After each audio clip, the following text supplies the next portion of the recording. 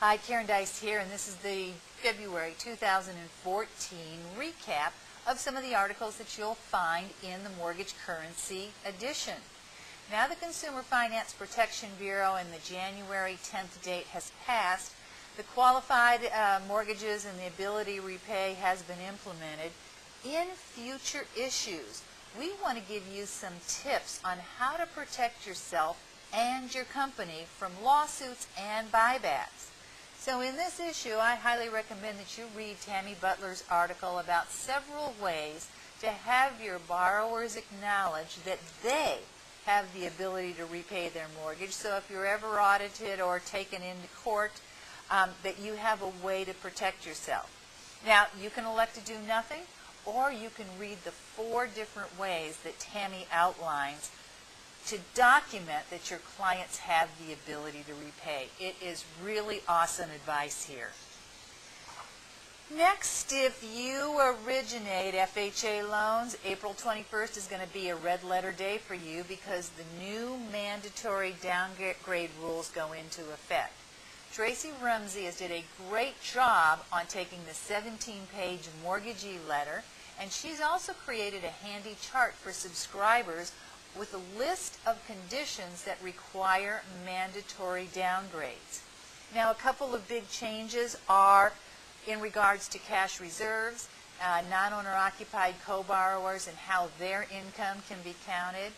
However, the bottom line here is that if you can't document any of the AUS findings, that you must, and I mean must, downgrade the file.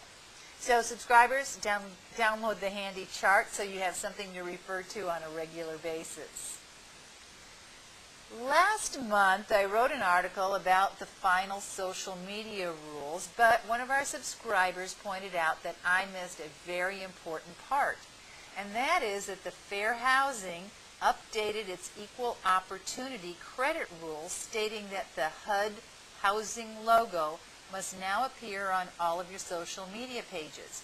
You know what? I just checked about 35 Facebook fan pages of mortgage companies, and I found 2 HUD logos. So I suggest that you get those HUD logos on your Facebook, LinkedIn, and Twitter pages. Now, when February 10th rolled around, they also made some changes to the HUD settlement booklet, to the charm, and the HELOC brochures. Now, while the Consumer Finance Protection Agency says that if you have the printed versions, you can use those up and then you have to start using the new ones. But if you have been sending them electronically, you need to start sending them right now. So the article does give you a list of the changes that have been made to the booklets, and we have provided the download to the new booklets and a link to the Consumer Finance Protection Bureau rule. And then finally, you may or may not know this, but since 2011, Fannie and Freddie have been monitoring appraisers and appraisals through their uniform collateral data portal.